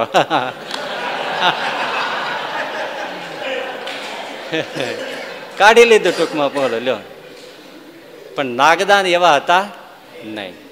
આવ્યા લાડુદાનજી બેઠા છે, રાજવંશી ખુરશી છે, પગ લાંબા કર્યા છે, હાથની ભુજાઓ આમ આપે છે. એક એક અંગના, કાંડાના, ગળાના, કંઠના, છાતીના, બાજુના, ભુજાના, ગોઠણના, ઘૂંટીના, પગના, કેડના, કંદોરાના, છાતીના માપ લેવાય છે. પણ નાગદાન સોનીના લલાટમાં તિલક અને ચાંદલો. એટલે લાડુદાનજી એ કોમેન્ટ કરી કે મહાજન આ ચીપીઓને ઊંધું તગારું શું વેળ્યું છે? એટલે કે મહારાજ એ તો મારા પ્રભુના તિલક ચાંદલો છે. તો એ કોણ છે? તો કે ગઢડામાં મારા ભગવાન છે, સ્વામિનારાયણ છે. એ વળી કોણ? નવું સાંભળ્યું? તો કે હા એ નવું જ છે. અને ભાવનગર મહારાજા વજયસિંહ આવ્યા. એમને કીધું કે મહારાજ આ શું છે? તો કે બસ એક મોટું તૂત છે કંઈક. બાજુમાં જ ભાવનગર છે. લાડુદાનજી અમારી ઈચ્છા છે કે તમે એ પાખંડ બંધ કરાવો અને તમારા જેવો કોઈ પ્રતિભાશાળી બીજો મળશે નહીં, માટે તમે જઈને એનું પાખંડ બંધ કરાવો. મોં માગ્યું ઇનામ આપશું, તમને આટલા સોને મઢ્યા છે પણ તમે આવો એક કામ કરો. બસ ઘાટ ઘડવાનું બધું મૂકી દીધું. નાગદાનજીને કીધું કે અત્યારે બંધ કરી દો. પડકાર છે ને આ તો એને આ વિદ્યાવાનને વિદ્યાનો પડકાર આવે પછી છોડે. મહારાજ લાવો ઘોડો, નક્ષિત લાવો શણગાર ઘોડાના. અત્યારે ને અત્યારે ગરડા વેલો જાઓ અને સ્વામિનારાયણનું તૂત ઉખેડી ન નાખું તો મારું નામ લાડુદાન બારોટ નહીં. ખરેખર એનું લાડુદાન બારોટ નામ રહ્યું નહીં. ભાવનગર મહારાજ ખુશ બહુ થઈ ગયા. જાઓ કવિરાજ, શેરને માથે સવા શેર છે. આ નાગદાન સોની જોઈ રહ્યા. વિદાયની વેળા આવી ત્યારે એટલું જ નાગદાન સોની એ પેલા લાડુદાનજી બારોટને કાનમાં એટલું કીધું કે મહારાજ રાજકવિ છો પણ એટલું જાણજો હું સોની છું, સોનાને પિત્તળને બરાબર ઓળખું છું. આ આંખે હજી મોતિયો આવ્યો નથી, મેં ઓળખીને ભગવાન પસંદ કર્યો છે. હીરા ઝવેરાત ઓળખવામાં હું ભૂલ ખાતો નથી. જેને મેં પ્રભુ જાણ્યો છે એ પ્રભુ સાક્ષાત છે. તમે વટમાં જાઓ છો પણ આ બુઢાની એક સલાહ માનજો કે મીઠાની કોથળી સાગરનો તાગ લેવા જાય પછી એની દશા શું થાય? દ્રષ્ટાંત જુઓ તમે. મીઠાની કોથળી સાગરનો તાગ લેવા જાય પછી એની દશા શું થાય? એટલે શું કહેવા માંગો છો? બસ એટલું યાદ રાખજો, જાઓ મારા બાપા, સબ સલામત હો. અને લાડુદાનજી નીકળ્યા છે. વહેલું આવે ગરડા, મનમાં વિચાર થાય છે કે ભગવાન કહેવાય છે ઘટઘટનો અંતર્યામી હોય. હું જાઉં ત્યારે કાળા કામળા ઉપર બેઠો હોય, ભાગવતનું પુસ્તક ગોઠણ ઉપર એક પગ ચડાવીને એક પાનું લઈને વાંચતા હોય, કંઠમાં ગુલાબનો પુષ્પનો હાર હોય, એ મારું નામ લઈને મને ગુલાબનો હાર પહેરાવે તો હું માનું કે કાંઈક એમાં છે, કાંઈક છે એટલું હું માનું. બીજા તો કેટલાય સામુદ્રિક શાસ્ત્રના, એટલે જ્યોતિષ શાસ્ત્રમાં એક સામુદ્રિક શાસ્ત્ર છે, એના તો અઠંગ અભ્યાસી, જેને તે બિહેવિયર સાયન્ટિસ્ટ કહે છે એ પ્રમાણે પણ એક જુદું સાયન્સ છે અને બહુ પ્રતિભાશાળી. અને કેટલી રીતે એને તપાસી ચકાસવા, એ બધું મનમાં ગાંઠ ઘડે. પણ જેમ જેમ ગરડાનો સીમાડો આવતો જાય એમ એમ સંકલ્પો કપાતા જાય. લાડુદાનજી કે મારે વિચારો કુંઠિત કેમ થાય છે, મારી વિદ્યા પાછી કેમ પડે છે? હશે એ તો મારો ભ્રમ છે. પણ જેવો દાદાનો દરબાર આવ્યો, દાદાના દરબારમાં પ્રવેશ કર્યો, લીમડાનો વૃક્ષ, ઢોલિયા ઉપર ભગવાન સ્વામિનારાયણ બેઠા છે, કાળો કામળો પાથરો છે, બાજુમાં ભાગવતની પોથી છે, ગોઠણ ઉપર પગ ચડાવ્યો છે, ભાગવતનું પાનું લઈને વાંચે છે. લાડુદાનજીએ ઘોડેસવારી થઈને આવ્યા. મહારાજ ઊભા થઈને કીધું કે આવો લાડુદાનજી આવો. જેવા નજીક ગયા એટલે કંઠમાંથી ગુલાબનો હાર પહેરાવ્યો. લો લાડુદાનજી, ગુલાબનો હાર. ઓહો હો હો, આ કોને કેવા, કોને જવું? નાગદાન કહેતો હતો કે મારું આ મીઠાની કોથળી સાગરનું તળિયું લેવા જાય છે, તે શું છે? એ જ છે. પણ જ્યાં આમ સામે જોવે છે ત્યાં શ્રીજી મહારાજે નજરની ચાર આંખો ભેળી થઈ સમાધિ. લાડુદાનજી ડૂબી ગયા. શું જોયું એ જાગ્યા પછી કીધું. આંખ ખોલી, આંખમાંથી ચોધાર આંસુઓ, પગ પકડી લીધા. શીઘ્ર કવિ હતા, તરત જ એમણે કીધું એહી મચ્છ એહી કચ્છ એહી શુકર તનુ ધાર્યો. તમે ખબર છે ને, મત્સ્ય અવતાર, કચ્છ અવતાર, વરાહ અવતાર, બધા અવતારોનું નામ યાદ છે ને? આ એમના બ્રહ્મ સંહિતામાં ઐતિહાસિક આ બધું લખેલું પડ્યું છે અને નજર સામે જ છે ને. પછી એહી મચ્છ એહી કચ્છ એહી શુકર તનુ ધાર્યો, યહી બને નરસંગ દુષ્ટ હરણા કંસ માર્યો, યહી વામન વપુ કિન લીન પદતિરિંદ ભુવન ત્રય, યહી પરશીધર રામ યહી રઘુપતિ કિય જગ જય, યહી કૃષ્ણ યહી બુદ્ધ યહી ન કલંક, તેહી મેટત ભવ ભ્રમ ટલે, કિતનેક રૂપ લાડુ કહે યહ સહજાનંદ આજ મિલે, યહ સહજાનંદ આજ મિલે. 24 અવતારનો ધરનાર હે પ્રભુ તું છો, મને દીક્ષા આપો ને મને તમારી પાસે સમાવી લ્યો. મહારાજ એને દીક્ષા આપીને બ્રહ્માનંદ સ્વામી નામ પાડ્યું. બોલો સ્વામિનારાયણ ભગવાનની જય. મીઠાની કોથળી ગઈ પછી પાછી આવી. શું હશે એ મૂર્તિ? પણ એ કહીને કહેવાનું મારું શું છે કે સામાન્યમાં સામાન્યને અષ્ટ આવરણની પાર મૂકી સમાધિસ્થ કરી માયાના આવરણ કાપી અને હજી એને ક્યાં મૂકે છે, એના મનને કેવા કરે છે, એ વિધિ શંભુ મુખેરમાં આવશે. એ અત્યારે આપણે વાત કરવી નથી, કારણ કે એ મનને જે અસર કરે છે એ પછીના શ્લોકમાં છે. હા, એમણે આ સચ્ચિદાનંદજી દંતાલી આ જયારે સમાધિનું પ્રકરણની વાત આવી એટલે કોઈ પૂછ્યું કે આ સ્વામિનારાયણ ભગવાનની વાત આવે છે તેમ કહેવાય છે કે 2-4 મહિના સુધી આમને સમાધિમાં રાખી મૂકતા. સચ્ચિદાનંદજી કે એ બધું ગપ્પું છે, એવું કઈ હોય નહીં. પણ વાતે સાચી ને, આ સમજ્યામાં કેમ આવે? એ તો એને બધું ગપ્પું લાગે છે, તેમાં શું કરવું આપણને? હવે મારે કહેવાય નહીં, પણ તમને જાણ ખાતર કહું, સચ્ચિદાનંદજી સ્વામી સારા છે, સામાજિક વાતો સારી છે, સમાજ સુધારણાનું પણ એક બહુ મોટું પાસું એમણે કામ કર્યું છે. ધર્મની અંદર ચાલતા પાખંડો એમણે કાપ્યા છે, લોકોને ઉઘાડા કર્યા છે. આ ધર્મ પુરુષો ઘણા જે સમાજનું શોષણ કરે છે, જે બધા અનેક રીતે લોકોને ઉલ્લુ બનાવે છે, સંપ્રદાયના નામ ઉપર જુદા જુદા ભગવાનો થઈ બેસે છે, વ્યક્તિ પૂજાને બાને લોકોનું શોષણ થાય છે, એ બધા એમણે બહુ સારી વાતો કરી છે. અને એ એક વિરોધ પક્ષ હોવો જોઈએ, શાસન પક્ષમાં એક વિરોધ પક્ષ હોવો જોઈએ. પણ આ વસ્તુ કે ભગવાનના અવતાર થતા જ નથી, ભાગવતમાં જે બધી કથાઓ છે બધી રૂપક છે, ખરેખર એવી કોઈ ઘટના નથી. રામાયણ છે પણ એ રૂપક છે, પણ એવી કોઈ ઘટના નથી. મહાપુરુષોને બધા ભગવાન તરીકે માને છે, એ એની ભલમનસાઈ છે. બાકી માં જણો કોઈ ભગવાન હોય નહીં. પૃથ્વી ઉપર ક્યારેય ભગવાન ક્યારેય આવતા નથી, અને ભગવાનને કોઈ એવી રીતે માનીને ઠેરાવવા એ પણ યોગ્ય નથી. આવી બધી વાતો એમની છે.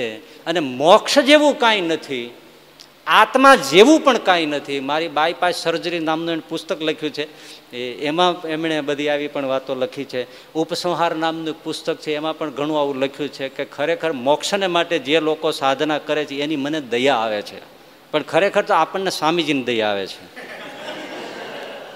કારણ કે સુરદાસજી, તુલસીદાસજી, મીરાબાઈ, શંકરાચાર્ય, રામાનુજાચાર્ય, વલ્ભાચાર્યજી, આવી બધી મોટી વિભૂતિઓ છે. એનું આપણે માનવું કે આ સચ્ચિદાનંદજીનું માનવું, વ્યાસનું માનવું, વાલ્મીકીનું માનવું, તુલસીદાસજીનું માનવું, વલ્ભાચાર્યનું માનવું, શંકરાચાર્યનું માનવું, રામાનુજાચાર્યનું માનવું, મીરાબાઈનું માનવું, જુનાગઢના નરસિંહ મહેતાનું માનવું, કે પછી સચ્ચિદાનંદજીનું માનવું? કોનું માનવું? રામકૃષ્ણ પરમહંસનું માનવું, વિવેકાનંદનું માનવું, કે પછી આમનું માનવું? નક્કી કરો કોનું માનવું.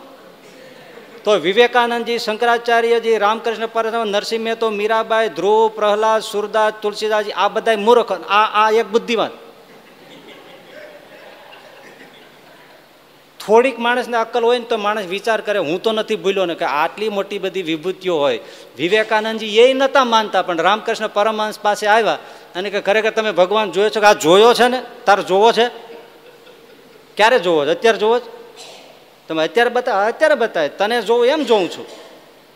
એટલે આ બધી બધા મૂર્ખા છે. ખાલી એક વિવેકાનંદનું ચરિત્ર વાંચે તોય માણસે વિચાર કરતો થઈ જાય કે ભાઈ ઈશ્વરનો ઇનકાર કેમ થાય અને ભગવાનના અવતારોનો ઇનકાર કેમ થાય. જે તુલસીદાસજીએ રામચરિત માનસ લખીને ઓહો કરોડો લોકોને, ચીનની અંદર પણ એની શિબિર થાય રામાયણ ઉપર. પછી એમણે સંસાર રામાયણ લખ્યું છે. પછી અર્થો એવા બધા કાઢ્યા છે કે કઈ રીતે તમારો સંસાર સારો ચાલે. સારું, એમણે જીવન જીવવા માટેની સારી વાતો કરી છે, પણ આત્મા જેવું કાંઈ નથી. મારી બાયપાસ સર્જરી એવું લખ્યું એમણે કે મારું જ્યારે હાર્ટનું ઓપરેશન કર્યું ત્યારે હાર્ટ તો મારું કાઢીને ટેબલ ઉપર મૂક્યું હતું, બધું મશીનથી બધું ચાલતું હતું, તો આત્મા હૃદયમાં રહે છે એમ શાસ્ત્રો કહે છે કે મારો આત્મા ક્યાં ગયો? એટલે આત્મા જેવું કશું છે નહીં. આ તો એક ચેતના પ્રગટ થાય છે, ચેતના આવી જાય છે. જેમ પંચભૂત ભેળા થાય છે, જેમ આમ છાણ હોય, છાણ પડ્યું હોય તેમાં પછી કીડો કેમ થઈ જાય છે, એમ ચેતના આવી જાય છે અને પછી જતું જાય, પછી જતું રહે છે, બધું એમ જતું રહે છે, બધું કાંઈ નથી. પણ એમને એટલી ખબર નથી કે આત્મતત્વ છે ને તમે ક્યાંય હથિયાર અડાડો અને મૂર્છાવસ્થા આવે એટલે સીધો તાલવામાં જતો રહે જીવ. હૃદયમાં ના રહે. આત્મા હૃદયમાં સ્થિર નથી ને. અત્યારે આત્મા અહીંયા બેઠો છે, સ્વપ્ન આવે ત્યારે કંઠમાં આવે. જો આ જાણવા જેવી બધી યોગશાસ્ત્રની વાત છે, પણ એમને કેમ જાણવામાં રહી ગઈ છે એ ખબર નથી. ઘણી વાર તમે જોયું છે ને કે ગામડામાં એમ કે કોઈ મૂર્છિત થઈ જાય ને તો ડોશી હોય ને એ એમ કે એનો જીવ તાળવે ચડી ગયો, એટલે અહીં માખણ ઘસે, અહીં કરે ને એવું કરે ને વાળો નથી બેઠો થઈ જતો. જીવ ચોટ લાગે એટલે જીવ તાળવે ચડી જાય. અત્યારે આપણો અહીંયા છે, આજ્ઞા ચક્રમાં છે, એ આ નેત્ર દ્વારેથી બધું જોવે છે. આ એની ઓફિસ છે, આ કાર્યાલય છે.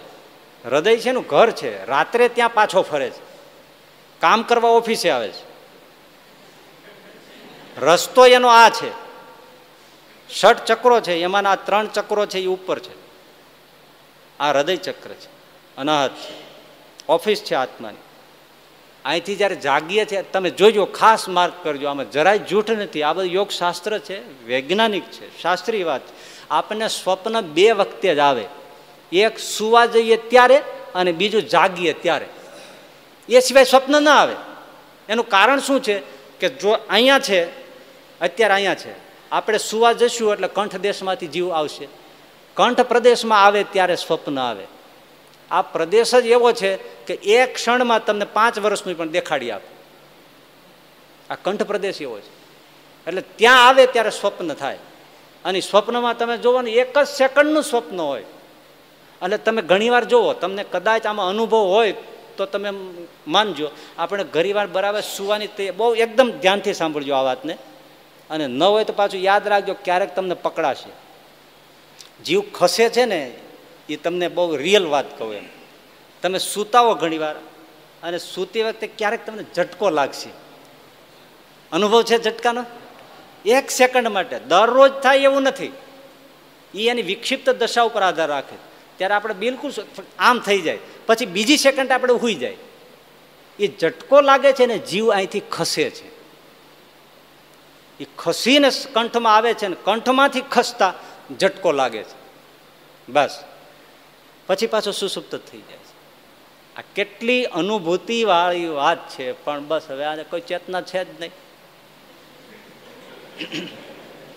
એટલે કંઠમાં આવે ત્યારે સ્વપ્ન આવે, અને પછી જેવો હૃદયમાં ઘરે આવે ઘોર ઊંઘમાં, પછી આપણા કોઈ કપડાં કાઢી જાય, ગોદડું લઈ જાય, ઓશીકું લઈ જાય,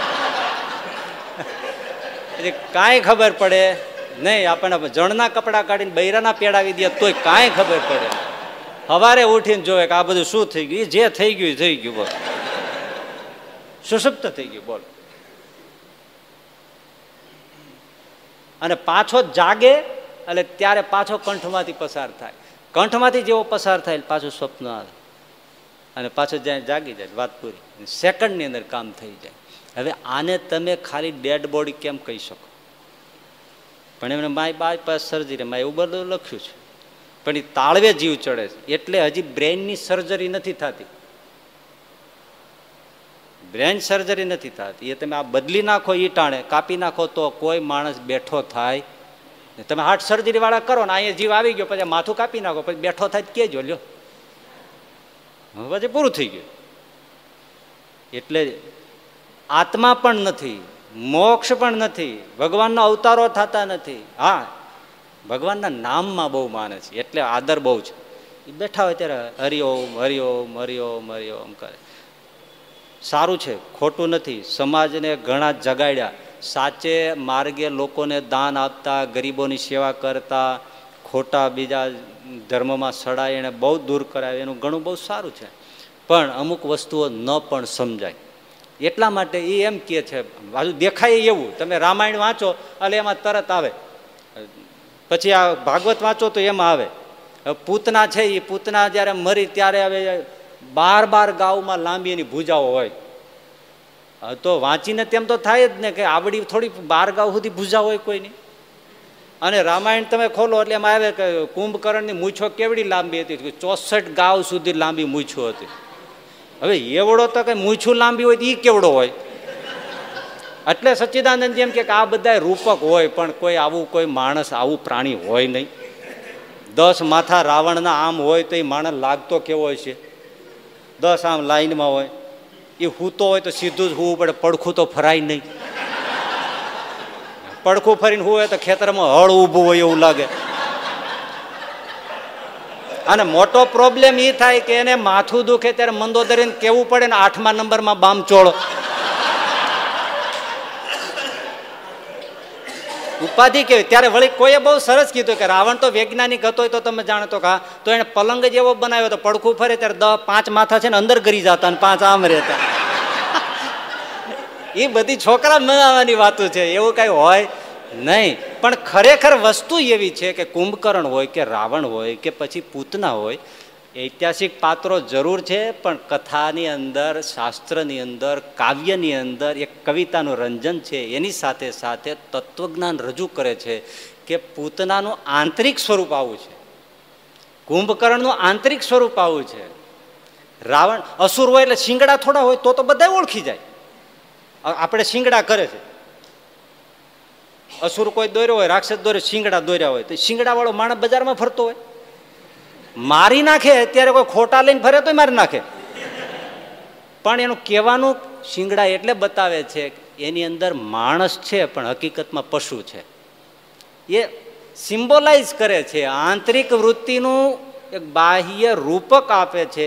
એટલે ટોટલી પછી એ માણસ એમ માને છે કે પછી કોઈ એવું થયું જ નથી. પણ ના, એવું નથી. આની અંદર કાવ્યાત્મક પણ જાણવું જોઈએ અને વ્યક્તિને મૂળને પણ જાણવું જોઈએ. પણ હવે જે ટ્રેક પકડાતી જતી હોય ટ્રેક પકડાઈ જાય. વાંચો સચ્ચિદાનંદજીને તો કોઈ વાંધો નથી, પણ મૂળ આપણી સંસ્કૃતિ, મૂળ જે ભાગવદ્ ગીતા રામાયણ છે એ સાચવીને વાંચવા. બીજું બધું સારું જ છે, ખોટું જરાય નથી, ઘણું સારું આપ્યું છે, ઘણું સારું. ને એવું ધર્મ જગતની અંદર વિરોધ પક્ષ પણ હોવો જ જોઈએ એ બાને. કારણ કે જાત જાતને એમણે કીધું છે કે અત્યારે, અને વાતે સાચી છે, અત્યારે ભારતની અંદર નહીં તોય 350 થી 400 જીવતા ભગવાન ફરે છે. હવે આટલા બધા ભગવાન હોય તો તકલીફ કેમ થાય છે એ નથી ખબર પડતી. કારણ કે એમાં મોટા ભાગના ભગવાન કોર્ટમાં કેસ લડે છે. એટલે સ્વાભાવિક એમ તો થાય તો ખરું ને કે આ દેશને લૂંટનારા, ધૂતનારા બધા આવા જ છે. એટલે એવા ખુલ્લી દિલથી બોલનારા, લોકોને ઉઘાડા પાડનારા પણ જોઈએ. પણ બધું જ સાચું હોતું નથી. આપણે તો સુર, મીરા, તુલસી, વલ્ભાચાર્ય, રામાનુજાચાર્ય, શંકરાચાર્ય એ મત છે, અને એમાં જે ભગવત તત્વ છે એનું આપણે નિરૂપણ કરીએ છીએ. તો ભગવાનનું સ્વરૂપ આપણા જેવું હોવા છતાં પણ આપણા જેવું નથી. એની મૂર્તિથી જે થાય છે એ આપણે જોઈએ છે. પણ ભગવાન સ્વામિનારાયણનું એક કે એમણે જે કલ્યાણની લાહણી કરી છે, ગુણાતીતાનંદ સ્વામી કહે છે, બસ હવે એ 2 મિનિટની વાત કરીને કરી દઉં કે એ બહુ મોટી વાત છે. શું કે આજે કંઠી પહેરીને આશ્રિત થયો અને કાલે દેહ પડે તોય એને ભગવાન સ્વામિનારાયણ તેડવા આવે, એ એનું બિરુદ છે. બસ.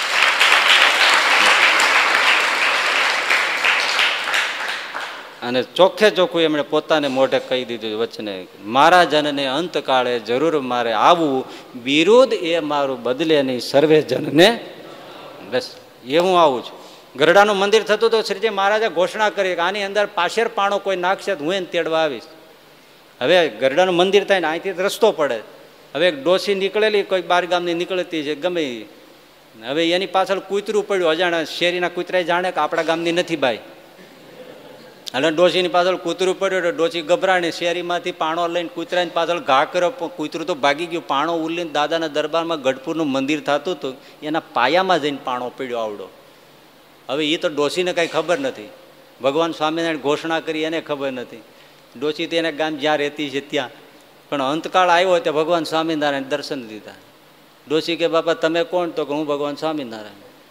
હાલો તમે દેહ મૂકીને હું તમને તેડવા આવ્યો છું. તો કે બાપા હું તમારું ભજન કરતી નથી, હું તમને ઓળખતી નથી. તો કે તમે મારા ગઢપુરના મંદિરમાં પાછળનો પાણો નાખ્યો એટલે તેડવા આવ્યો છું. પણ મેં ક્યાં એમાં પાણો નાખ્યો છે? તો કે આવી રીતની ઘટના હતી. ઓહો, એ તો કૂતરું વાહે પડ્યું હતું મેં નાખ્યો હતો. તો કે મારું બિરુદ હતું ને એ જૂઠું ન પડે એટલે હું તમને તેડવા આવ્યો છું. એટલે કૂતરાને પાણા મારે ને કલ્યાણ કરી દે એવો ભગવાન ક્યાં મળે? બિરુદ છે. એનાથી મોટી વાત કરું, એક લેટિન અમેરિકા, લેટિન દક્ષિણ અમેરિકા જે કહેવાય, એના બગીચામાં આપણા ચતુરભાઈ બાબરિયા ડૉક્ટરનું ભણવા ગયા હતા. આ હજી હમણાંની જ વાત છે ને. તે બેઠા હતા ત્યાં નિરાતે, બીજું પુસ્તક વાંચતા છે. કપાળમાં તિલક ચાંદલો જોયો. ત્યાંના મહિલા મેરિયા બોબડીલા એ ત્યાંથી નીકળ્યા. યુનોમાં સેક્રેટરી, જિજ્ઞાસુ જીવ બહુ. આના કપાળમાં તિલક ચાંદલો જોયો ને ત્યાં તો બહુ દેખાય નહીં આવું. એટલે ઇંગ્લિશમાં તરત વાત કરી કે આ બધું શું છે. એટલે આમણે કીધું હું સ્વામિનારાયણ ભગવાનનો આશ્રિત છું, સત્સંગી છું, આ છે તે છે બધું. ભેળ શિક્ષાપત્રી એ છે. એટલે એમણે કીધું કે આ બધા એના રૂલ્સ એન્ડ રેગ્યુલેશન છે ને અમે એ વાંચીએ છીએ. થોડુંક જોયું, બહુ ગમ્યું કે આ હું મારી પાસે રાખું. તો કે તમે તમારે લઈ જાઓ. બહુ રસ પડ્યો એને. ઘરે જઈને એમણે રાત્રે આખી શિક્ષાપત્રીને વાંચી. ઇંગ્લિશમાં હતી. પોતે 14 ભાષા જાણતા, યુનોમાં સેક્રેટરી હતા. બિલકુલ હમણાંની વાત. વાંચતા વાંચતા એમ થઈ ગયું કે અત્યાર સુધીમાં મેં આવું કોઈ ધાર્મિક પુસ્તક જોયું નથી. કારણ કે એનો રિલિજિયસ અભ્યાસ ઘણો, અને આટલું સરસ કોડ ઓફ કન્ડક્ટ ગજબ. આખી રાત એના વિચારો ઓશીકે મૂકીને સૂઈ ગઈ. એને સ્વપ્નમાં ભગવાન સ્વામિનારાયણે દર્શન આપ્યા એ જ રાત્રે. સવારે જાગીને સીધો એના ઉપર બાબરિયાને ફોન કર્યો, ચતુર બાબરિયાને, તમારા ભગવાન સ્વામિનારાયણ માથે પાઘડી ટર્બન પહેરે, ખેસ પહેરે, અંગરખું પહેરે, સુરવાળ પહેરે? હા, મને એના દર્શન થયા છે, મારે એમને આશ્રિત થવું છે. તારા ગુરુ કોણ છે? તો કે મારા ગુરુ તો રાજકોટમાં છે, શાસ્ત્રીજી મહારાજ છે, આવી રીતની ગુરુકુળ સંસ્થા છે, તો કે મારે એમની પાસે કંઠી, તો કે બહેનોને કંઠી પહેરાવતા નથી, પણ તમને સત્સંગ જરૂર થાય ખરો. એ ઇન્ડિયા આવ્યા, ગુજરાત આવ્યા, સ્વામીના દર્શન દૂરથી કર્યા, કંઠીઓ મોકલાવી, સત્સંગી થયા. પણ સ્વામીએ કીધું કે પહેલાં એને આ માંસાહારી લોકો હોય ને એટલે ઉપવાસ કરીને શુદ્ધ થવું પડે. 3 ઉપવાસ કર્યા, શુદ્ધ થયા. કેટલી મુમુક્ષુતા છે, કેટલું ઓળખાઈ ગયું છે. કંઠી પહેરી તો કે હવે મારે નામ બદલી નાખવું છે. એમણે મા સરસ્વતી નામ રાખ્યું. સત્સંગના રંગે રંગાઈ ગયા. હવે કે મારે સ્વામીને ત્યાં લઈ જવા છે અને મારે ત્યાં લોકોને ઓળખાવા છે. આપણા ગુરુદેવ શાસ્ત્રી મહારાજની વાત કરું છું. લેટિન અમેરિકા લઈ ગયા, સભાઓ થઈ, કેટલાય પરિવારો સત્સંગી થયા અને ત્યાં આજે પણ સત્સંગ છે. લેટિન અમેરિકાની અંદર હું ગયો ત્યારે 500 પરિવારો સત્સંગી હતા. હું જઈ આવ્યો છું. પણ ભાઈ એનો ભક્તિભાવ તમે જોવો, ગજબ. આ તમે મરી જાઓ ને તોય તમને એવી ભક્તિ ના આવે. હાવ ભોળા પડે, કારણ કે એવા નિર્દોષ. એવું એને ભગવાન સ્વામિનારાયણ મહિમા. જન્મથી માંસાહાર બીજું બાળ્યું ન હોય, પણ એકાદશીએ ફરાળ બનાવે, તમને ન આવડે એવું. એટલે મેં પૂછ્યું કે તમને આવું રાંધતા ક્યાંથી આવડે? તો કે અમે ઇસ્કોન મંદિરમાંથી ફૂડ બનાવવાની બુક લઈ આવ્યા અને એમાંથી અમે આ બધી બટેટાનું શાક કેમ બનાવો, ફરાળી પૂરી કેમ બનાવી, ફરાળી શીરો કેમ બનાવો, આ બધું અમે શીખ્યા અને પછી બધું ખાતા થઈ ગયા અને બધું સરસ બનાવ્યું. પણ અમારી હારે ત્યારે અકબરીભાઈ રણછોડભાઈ અકબરી છે ને, એ અમારી હારે ત્યારે તે પછી એને સત્સંગ હોલમાં સત્સંગ રાખેલો. 3-4 દિવસની સત્સંગ સભા હતી. બધા કંઠીઓ પહેરવાનું, આ બધે નામ બદલીને ભક્તો થવા માટે કેટલાય પરિવારો હતા. આ બધા આપણે નજરે જોયું છે. તો અમે બહાર ઊભા હતા ને હોલમાં જવાની જે વાર હતી, તે લાંબુ થતું જાય છે, પણ વાત યાદ આવી ગઈ છે. તો હવે ત્યાં વિદેશોની અંદર તમે જાઓ ને, અમેરિકા છે, બધા દેશ સારા છે, ફરવા જવા માટે સારા છે, રહેવા જવા માટે સારા નથી. તો અને અમે હવે આ ડેવલપમેન્ટ અહીંયા જ થવાનું છે. એ લોકો નોકરી અહીં લેવા આવવાના છે. એટલે ત્યાં બહાર ઝાડવા, પણ હવે ઝાડવા દેશ વિદેશ માત્રના એક બધા ઝાડવા એવા કે એની અંદર કાં તો ફળ આવે નહીં, અને આવે તો એ કોઈ કામનું ન હોય, એને કોઈ પક્ષીએ ન ખાય, માણસ તો ખાય જ નહીં. તો હવે ઝાડવું મોટું, લીંબોળી જેવડા લાંબા લાંબા આપણે ઓલી પેલી શું રાયણો આવે ને એવડા એવડા ફળ નીચે ખરીને પડેલા. અમારે હોલમાં જવાની વાર હતી એટલે અમે બહાર ઊભા હતા ગાડી પાસે, ફરતા હતા. તો અકબરીભાઈ છે આમ ફરતા હતા, લીંબોળી જેવું રાયણ જેવું દેખ્યું ને એટલે એમને લાગ્યું કે રાયણ અહીંયા થતી છે. એટલે એણે સિરાક આ મોઢેથી ભાંગ્યું. એટલે ભાંગીને પછી લાગ્યું એટલે નાખી દીધું. એ ઓલા લોકો તો ભાષા સમજે નહીં, કારણ કે એ લોકો સ્પેનિશ ભાષી, ઇંગ્લિશે જાણે નહીં, સ્પેનિશ જ જાણે. ઇંગ્લિશ તો એનો કોઈ મીડિયા હોવો તો એને ખબર પડે, બાકી તો હાવભાવ ને આંખો વાત કરે, એ જ મોટી વાત. એટલે એમણે આ કાપીને આમ નાખ્યું ને એટલે ઓલા લોકો જોઈ ગયા, અરે રે આ ભગત આટલો બધો ભૂખ્યો તો આવું બધું ખાય. હવે આને શુદ્ધ એક ટાણા, બીજું ટાણું જિંદગીમાં જમે નહીં. સાંજે સત્સંગનો હોલ, સાંજે સભા, એ લોકો ત્યાં પૂરી ને શાક ને આ ને બધું બનાવેલું. ભગતને લઈ ગયા, ચલો તો આને એમ કે દર્શન માટે લઈ જતા છે. જઈને બેસાડી દીધા અને માથે પૂરી ને શાક ને ભજીયા ને બધું લઈ દીધું. ઓલા ભગત કે મારે એક ટાણા બોલો ગુજરાતી સમજે નહીં, કાંઈ સમજે નહીં. બોલો એ કે તમે ખાઓ, તમે ભૂખ્યા છો. આ કાંઈ ઓલા સ્પેનિશમાં બોલે ને આ ગુજરાતીમાં બોલે. એમાંથી કોઈ સમજે, ઓલા એટલું જ સમજે કે આ ભૂખ્યો છે ને આને ખવડાવવું જોઈએ. આ કે મારે એક ટાણું છે, હું ખાતો નથી. પણ અમે તો કોઈ ત્યાં હાજર નહીં અને આ એની લડાઈ હાલે. હવે આને જિંદગીમાં કોઈ દી બીજું ટાણું કાધેલું નહીં અને ઓલા કે તમારે ખાવું જ પડે, અને આ એની ના પાડે ને ઓલા એનું કઈ સમજે નહીં. પછી આને અકબરીભાઈ આમ કરે, ઓલા લોકો એને હાથે પૂરી લઈને મોઢામાં નાખવામાં.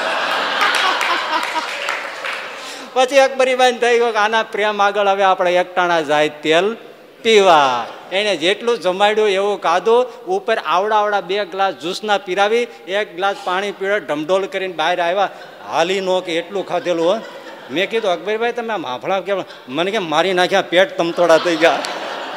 આ કાંઈ સમજે નહીં, રાયડું પાડું તો કોઈ આવે નહીં. નો મારી ભાઈ પાછા આડે આટલા વર્ષમાં મારું એકટાણું ભાંગી નાખ્યું. પણ મને એકટાણા ભાંગ્યા કરતા એને જે ખવડાવ્યું એવા જેવો આનંદ આવ્યો છે, એવો મને જિંદગીમાં આનંદ આવ્યો. આવા બધા પ્રેમી ખૂબ એવા. થાળ બોલે ઢોલકી લઈને, જામો થાળ જીવન જમવારી, દોંકાર ચરણ કરો ત્યારે જમો થાલ જીવન જમવારી.